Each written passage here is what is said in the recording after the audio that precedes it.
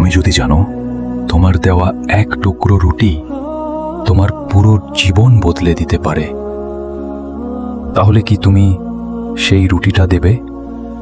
এই গল্পটা এক দরিদ্র বৃদ্ধের, যার হাতে ছিল শুধু 3টা রুটি, কিন্তু তার সেই সামান্য দান আল্লাহ তাআলা এমনভাবে কবুল করলেন যে দানটাই তার ভাগ্য বদলে দিল।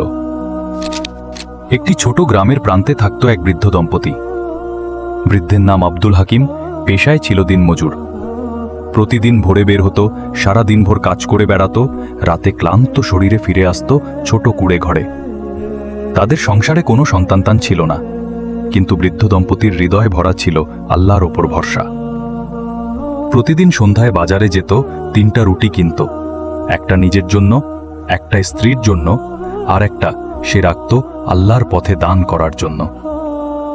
তার স্ত্রী অনেক সময় বলতো, বৃদ্ধ, আমরা নিজেরাই তো অভাবে আছি, কেন প্রতিদিন একটা রুটি অন্যকে দাও?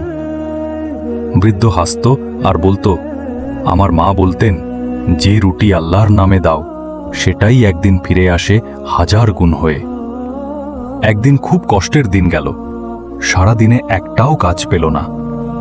বাজারে গিয়ে দেখল পকেটে আছে শেষ কিছু অর্থ। তবুও সে 3টা রুটি কিনল, যেমনটা সে প্রতিদিন করে। বাড়ি ফেরার পথে এক ভিক্ষুক সামনে এসে বলল, আল্লাহর নামে এক টুকরো রুটি দাও বাবা, সারা দিন কিছু খাইনি, আমার ছেলেটাও ভারী ক্ষুধা পেয়েছে। বৃদ্ধ থামল, তাকিয়ে দেখল ভিক্ষুকের চোখে ক্ষুধার জ্বলন্ত ছাপ। বাচ্চাটাও অসহায় মতো তাকিয়ে আছে। এক মুহূর্তের জন্য দ্বিধা এলো মনে, কারণ আজ তার নিজের জন্যও তাহলে কিছু থাকবে না। কিন্তু পরক্ষণেই সে বলল, আল্লাহর নামে নাও ভাই, আমি আজ তোমার জন্যই এই রুটিগুলো কিনেছি। ভিক্ষুক রুটিগুলো হাতে নিয়ে কেঁদে ফেলল। বৃদ্ধ বাড়ি ফিরল, পেট খালি, মন ভরা তৃপ্তিতে। স্ত্রী জিজ্ঞেস করল, আজ খাওনি? বৃদ্ধ বলল, আজ আমার খাবার অন্য কেউ খেয়েছে, আল্লাহর পথে। রাতে সে ক্ষুধার্ত অবস্থায় ঘুমিয়ে পড়ল, কিন্তু ঘুমের মধ্যে এক অদ্ভুত শান্তি অনুভব করল, যেন কারো মিষ্টি কণ্ঠ বলছে, আল্লাহ তোমার দান কবুল করেছেন। পরদিন সকালে দরজায় হঠাৎ কড়া পড়ল। বৃদ্ধ দরজা খুলে দেখল সামনে দাঁড়িয়ে আছে এক অপরিচিত ধনী লোক। তার পরনে ঝকঝকে পোশাক, সঙ্গে কয়েকজন কর্মচারী। লোকটি বলল, আপনি কি আব্দুল হাকিম?